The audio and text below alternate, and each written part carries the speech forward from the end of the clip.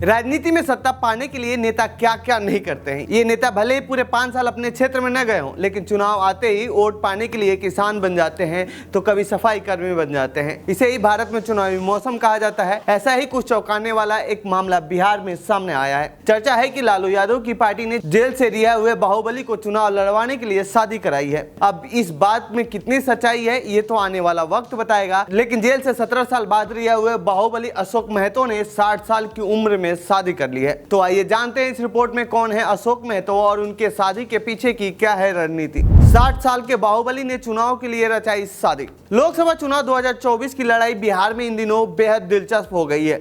यहाँ हर दिन कुछ न कुछ राजनीतिक रूप से बदलाव देखने को मिल ही रहा है। पिछले दिनों एनडीए ने चिराग के चाचा पशुपति को साइड कर दिया, 5 सीट एलजेपी रामविलास को दे दी, जिसकी वजह से चाचा ने एनडीए का साथ छोड़ दिया है। और अब चर्चा है कि जेडीयू सांसद ललन सिंह, जो कि लालू के करीबी होने की वजह से नीतीश ने उन्हें पार्टी के अध्यक्ष पद से हटा दिया था, अब वही लालू की पार्टी उनके खिलाफ बाहुबली अशोक महतो को चुनाव मैदान में उतारने की तैयारी में है। इसके लिए बाकायदा करीब 60 साल के इस बाहुबली को शादी करना पड़ा है। यदि ललन सिंह के खिलाफ चुनाव लड़ते हैं तो ललन सिंह की सीट फंस सकती है। कौन है अशोक महतो? 90 के दशक में बिहार में अशोक महतो गिरोह का काफी खौफ था। इस गिरोह का बिहार में आतंक हुआ करता था। सांसद की हत्या, नवादा जेल ब्रेक कांड, शेखपुरा का मणिपुर नरसंहार, विधायक पर बम मारकर जानलेवा हमला, इस गिरोह ने ऐसे कई बड़े कांड को अंजाम दिए हैं। यह गिरोह इतना खूंखार था कि इस पर पिछले साल नेटफ्लिक्स ने एक वेब सीरीज भी बनाया था, जिसका नाम था खाकी द बिहार चैप्टर। 17 साल जेल काटने के बाद भागलपुर के कैंप